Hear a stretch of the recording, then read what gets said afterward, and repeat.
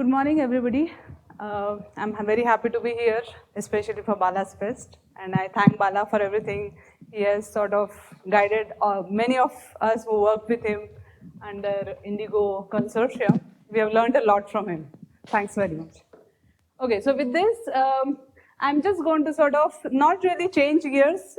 We will move along the same line as Anand was just talking about, essentially looking at the signals in the time frequency maps.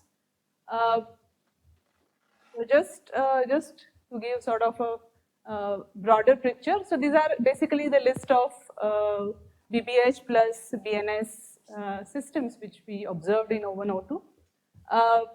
Now here, this picture itself sort of tells us that the best, one of the way to look for the CBC signals would be in the time frequency domain. Okay.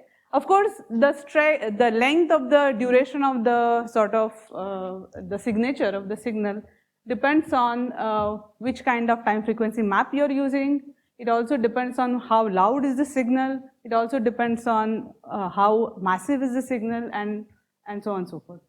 Okay, so the general philosophy of the burst searches is essentially there is no signal model is assumed. Which also means that the assumptions are very minimal about the signal morphology in the time frequency map. The broad class sort of falls into two types that so first is you try to get the time frequency representation of your data, which is from different detectors.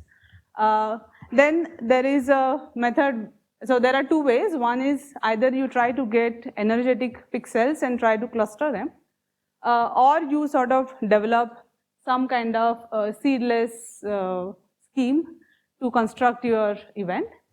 And this essentially is this is extremely important, and which is to develop veto methods in order to combat your noisy transients, because the noisy transients also will look like sort of either a cluster of pixels or very loud sort of a similar, it could be a similar representation of signal as your massive CBC signal, which would look like in the time frequency map. So though not many people talk about these veto methods, in my opinion, they are the most important because they are the one which essentially hamper our searches. Even if we have very perfect searches, the moment you run your pipelines, you see lots of noisy transients, and which essentially mimic like gravitational wave signals, and one has to develop specialized vetos in order to combat with them and to achieve the sensitivity which you are looking for. So these are the three sort of leading algorithms. One is Coherent Wave-Burst. This is Omicron Lull Inference Burst, and the third is Base Waves. There are a couple of others. However, just to give you flavor, I sort of decided to talk about Coherent Wave-Burst. If we get more time, then maybe I have a couple of slides on each of this. Okay, so let's begin. Okay, so Coherent Wave-Burst is, as the name suggests, it is coherent. So basically, it tries to collect information, or tries to sort of collect energy coherently from different detectors. Wave stands for its wavelet, and it's a burst algorithm. Okay, the idea is very simple. So if you have, let's say, a CBC signal, a chirping, then different wavelets of different sizes essentially will capture different stretches of the signal, and as a result, you will essentially, this captured energy will be distributed into various scales of the wavelets. Okay, so essentially you combine the time frequency and energy from different detectors, incorporating the possible delays, and then you construct pixel energy corresponding to each pixel, and that's essentially the pixel energy, and then you try to put some threshold on the pixel energy, that will give you what are the energetic pixels. Now there are various algorithms which you can use. Coherent Wave-Burst essentially uses what is called as the neighbors of neighbor algorithm, where you essentially collect the neighboring pixels to construct the event. And once you have these clusters of pixels, then you can use maximum likelihood ratio statistics, which folds in the antenna pattern functions of various detectors, and you essentially get a likelihood statistic. Okay. Now, the interesting part about coherent wave-burst is, unlike the conventional CBC match filter searches, so if sort of people who are familiar with the match filter kind of thing, and the multi-detector maximum likelihood statistic, essentially you have the data. So here your x1, etc. These are essentially the time frequency representation in a given pixel, and this is essentially whitened, and you construct an array with k detectors, and you are essentially projecting it on the F plus and F cross polarizations to capture and to obtain your likelihood statistics. However, this likelihood statistic is divided into two pieces, which are given here. One essentially captures the terms which correspond to the same detectors, which we call as auto terms, and these are essentially cross terms which capture essentially the energy from the cross detectors. Okay, so here your n is not equal to n. Now, and this is where the whole game sort of is different than what we see in the CBC. So in CBC we construct, if we are doing a targeted search, then we essentially construct a quantity like this. However, in the coherent wave-burst, the coherent energy is sort of captured from this term, so part of this statistic. So the rationale is the following, that if you have, let's say, a signal in both the detectors, okay, then that would lead, that would sort of contribute to this coherent energy, and that's what it's called as E-coherent. And the statistic is constructed, it's sort of engineered using this eco, and where k is the number of detectors. So if you have, let's say, aligned detectors, let's say 2 aligned detectors like 2 LIGOs, then your k would be 2, and your CC, which is sort of a cross correlation between the detectors, would be 1. As a result, you get eta is essentially square root of eco. Okay, that is what you expect, that your SNR essentially grows as square root of 2. Okay, so now this is the statistic, and this is the network correlation. This is extremely important because this helps to sort of veto out the noisy transients, and using this, essentially we put cut on the network correlation. Right, so now this is sort of the kind of noisy transients which sort of affects us. So here I have sort of just shown that this is the real signal which is injected in the noise, and if you compare this with this, it looks very similar, and hence these ones, when you sort of integrate it for a longer period, okay, longer time, you can, this sort of triggers as one of the noisy trigger, and as well as this. So all of these are essentially the noisy feature. These are some scattered noise. Okay, this is it's like a blip kind of glitch, and all of them essentially affect the time frequency, the burst algorithms. So now, in order to combat, there are series of noise vetoes, and these are extremely important. And those are the ones essentially help in improving the sensitivity of the searches. Okay, so I've sort of listed 3 vetoes, but there are many. Okay, so now this is the veto which essentially tells you that how much is, so let's say if you have an event, then the event would not be restricted to a given pixel, but it will be distributed. Okay. So now when depending upon how the CBC event gets distributed, as opposed to, let's say, a glitch like this, okay, there is a veto called as Q veto, which essentially computes the fraction of the event energy, not on the maximum pixel, but sort of the the neighboring pixels, and using this one can sort of put constraint on this number. The second kind of veto which we have is how the distribution of energy is in the time frequency map versus the energy in the time domain. Because what happens is when you have when your signal is very complex, the signal essentially trickles to various scales, okay, and as a result, your time frequency morphology is very complex, okay. So this essentially captures that time frequency morphology information which is sitting in the complexity of the signal, and that is sort of given by a norm. This is chi-square, which is sort of similar as what is used in CBC, okay, which is constructed out of residual energy. So once you reconstruct the signal, you subtract it from your data, and depending upon how much energy is sitting in the residual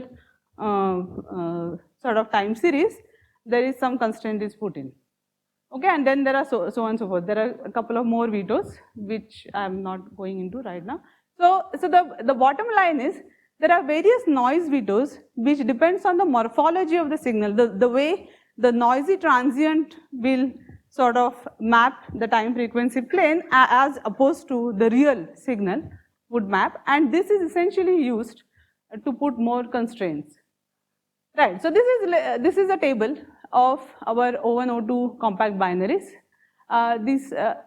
And this is how the coherent wave burst has performed. So out of 10 BBS signal, in fact, 7 of them, 6 of them were actually were also captured by coherent wave burst without really folding any signal information, just based on the things which I mentioned to you. Of course, in addition to the vetoes, there are additional sort of patterns which coherent wave burst has, which is like you can impose. So you don't have to really impose strictly the phase evolution, but one can impose the different kinds of pattern which you want to sort of fold in, depending upon the kind of signal which you are looking for.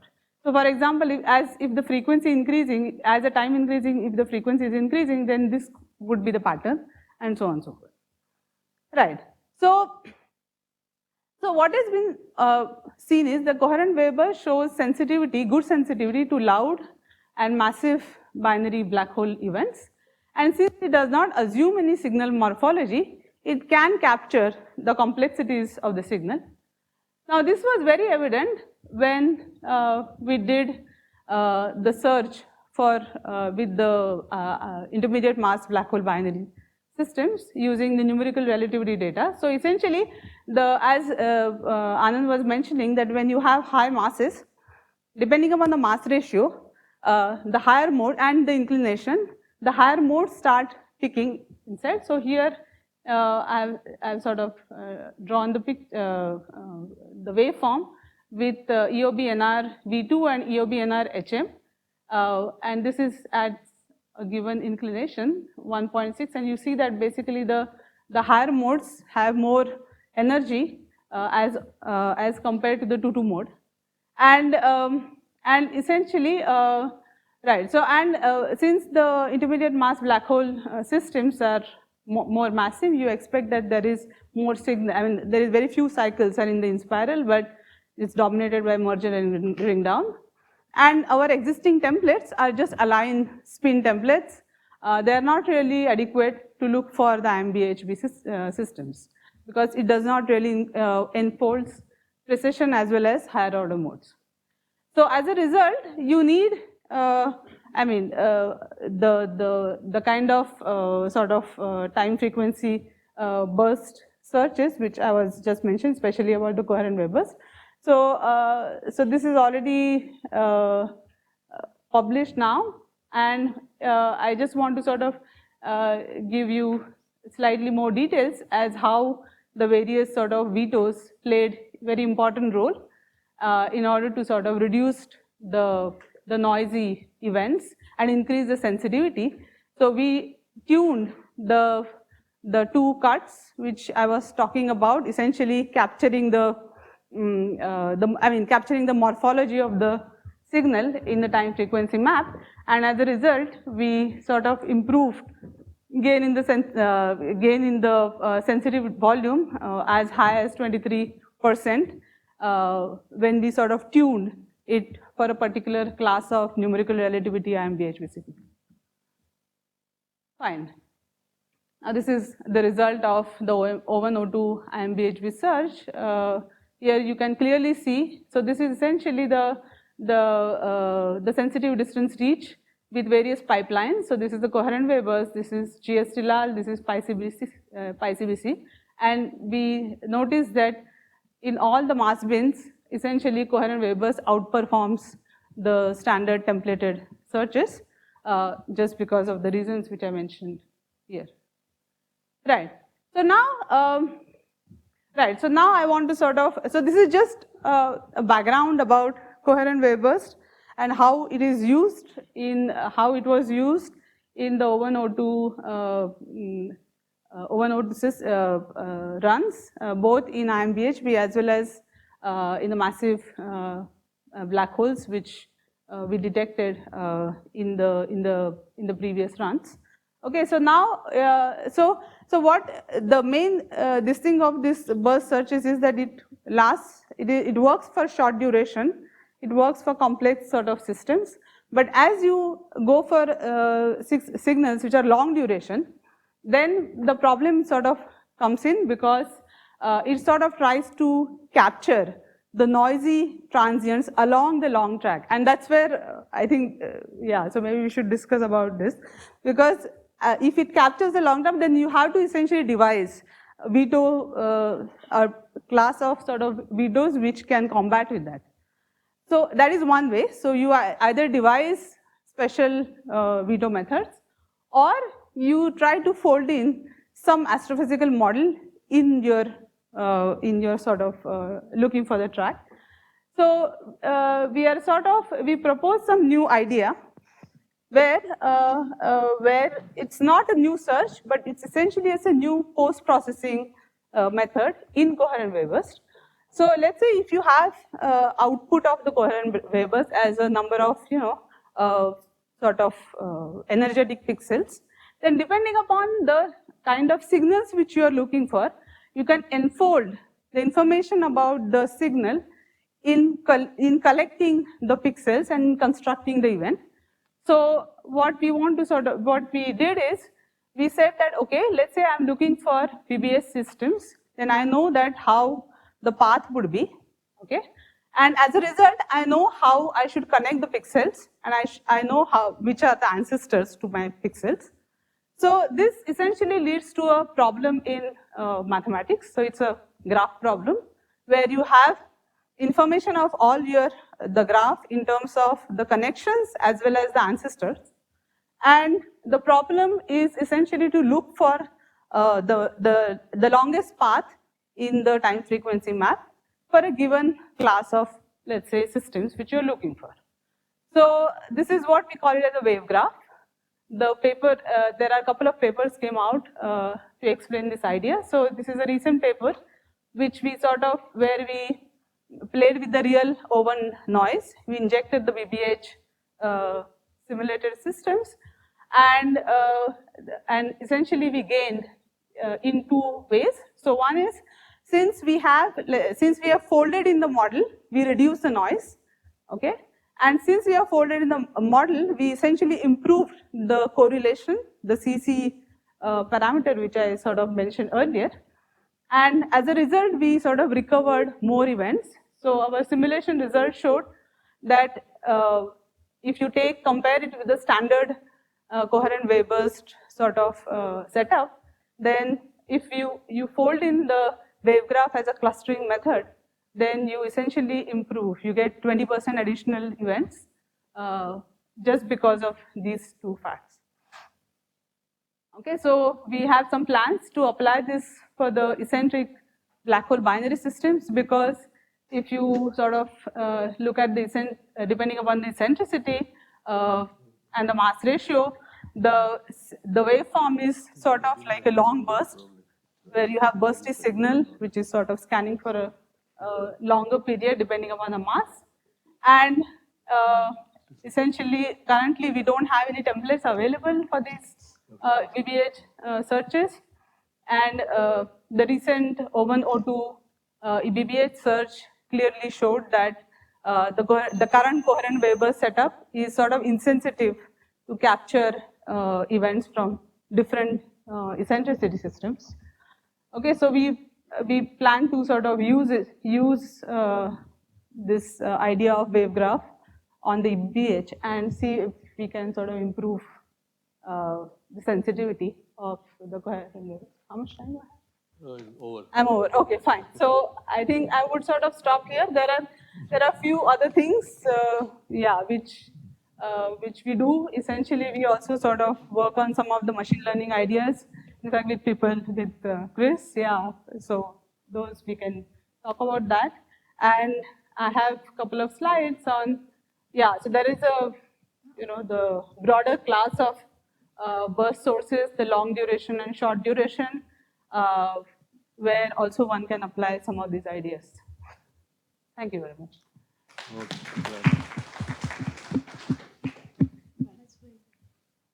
Any questions? Yeah. Sugan. You compared the performances of the modeled and unmodeled search pipelines and said that for high mass signals, the unmodeled, basically coherent wave-burst pipeline performs better. So yes, there are a list of contributors to this, but is there what is the main critical difference between the two types of pipelines that I personally feel that the coherent wave-burst has better veto strategies.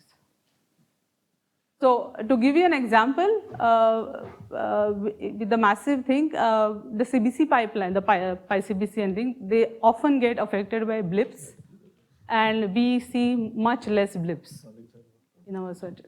So it is not that the detection probability itself is favoring coherent wave-burst. I'm assuming coherent wave-burst misses some injections. Essentially, when you reduce the loud blips, right, you automatically sort of reduce your, your tail, and hence you can go sort of. So maybe the CBC pipelines can learn from that and incorporate those. Yeah, in fact, we are working. We are working with PyCBC people. So to summarize, to understand.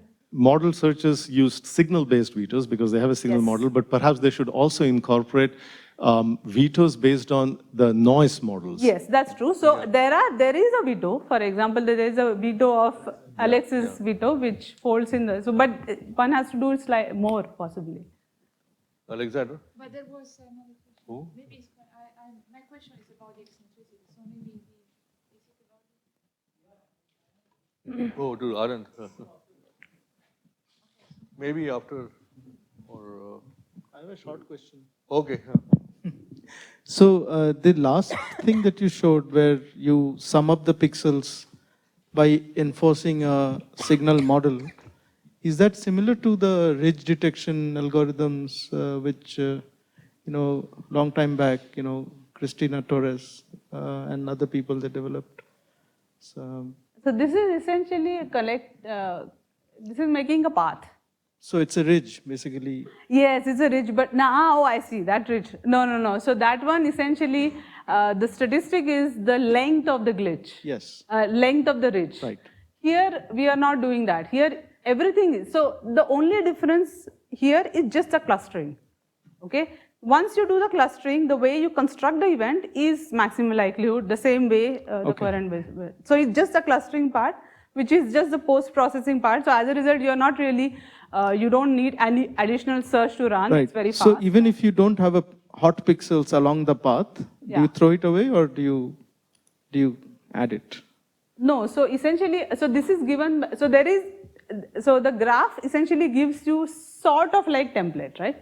So what it does, it collects the pixels. The flip side of that is if you have a noisy sort of transient, you catch that. But we have also, so you can look into this thing, which I didn't talk about, but we have developed something like a chi-square, very similar to the Bruce's chi-square idea on the time frequency map using the path, to sort of get rid of those noisy, and we do see improvement because of that also. Okay, thanks a lot. Yeah. Yeah, so I have a couple of questions, but one was actually related to the question he was asking. I was interested to understand better how to improve the search in order to be able to search for signals that are longer. So in the eccentricity search, this recent search, so you are imposing that the signal is a chirp, so that the frequency is increasing. Am I wrong in saying that? Yeah, so the recent search, this one? Yeah. No, this one was a standard.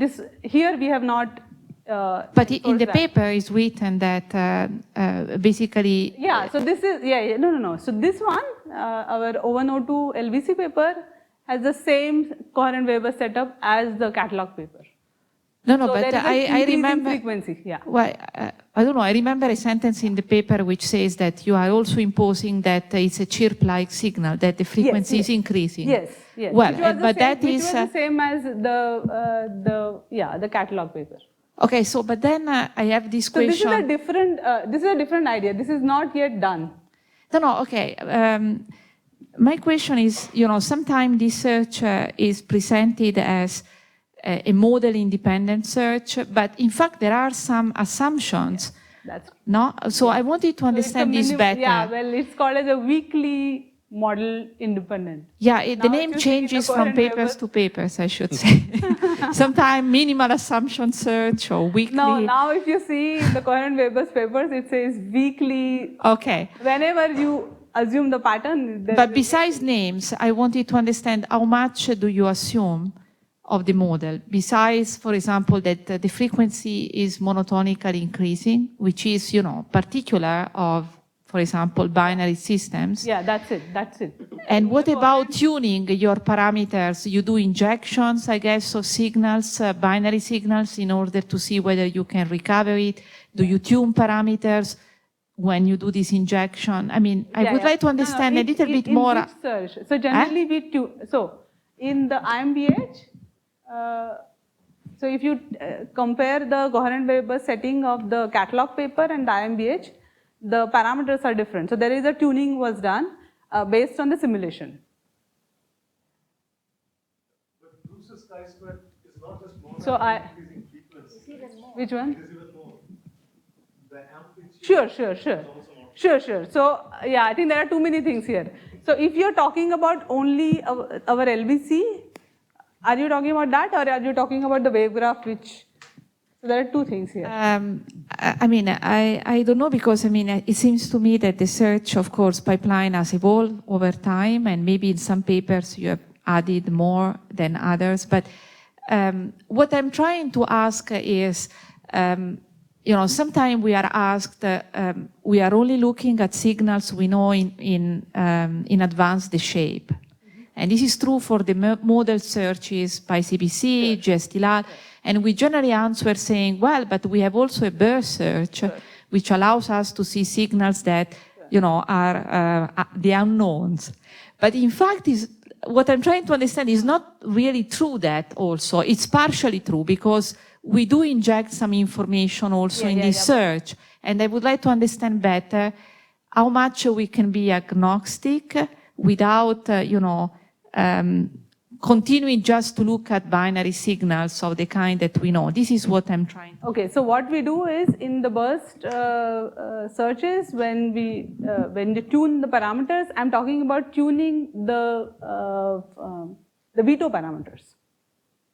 Okay, so you inject, and then essentially you see how your noisy transients, how they sort of appear in the space of various vetoes, and based on that we put cut. But you may, in that process, you may reject some kind of signals which are not binaries. They mimic some glitches, and they might be real signals. Maybe we can take this outside, I think. Maybe we can take this outside. Yeah, let's talk. Okay. Sorry. Yeah. Maybe you have.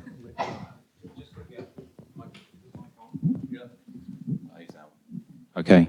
I think it might show it in that plot.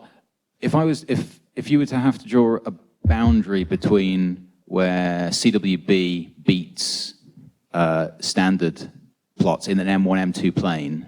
Yeah, no. Because you just had the M1, M2 plane on the first slide. Sorry, I'm not getting If you go back to the slide that was up, I think it's the other way. The one with the M1 versus M2 and comparing against, no, the other one.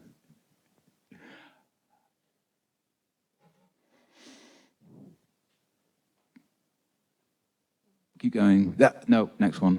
No. Next one. That one. Ah, okay. Right. Yeah. If you had to draw a line, maybe it's in there, I'm sorry, where CWB beats, but if you had to draw a line in that plot. No, so if you compare CWB with any of these columns, it's always higher. Yeah, but or equal. But that's quite high masses. I'm just... No, this is IMBH. This is IMBH-B system. This is... Okay, but I'm asking for all masses, where should I... No. So for all masses, for low masses, PyCBC searches. I know, but I want to know what's the line. Ah, okay. Yeah, I think it has not been done. Yeah. But it would be on... Because that essentially, I mean, I can tell you more about it, how it's Let's sort of get done. on to the next thing. Yeah. Sorry? Yeah, right. I mean, you essentially, when you look at the massive systems, I think towards the high mass, he wants a number, but also at slightly lower, also it does better depending upon the mass ratio. So I and things think like that. let us go to the next. So let's thank Archana.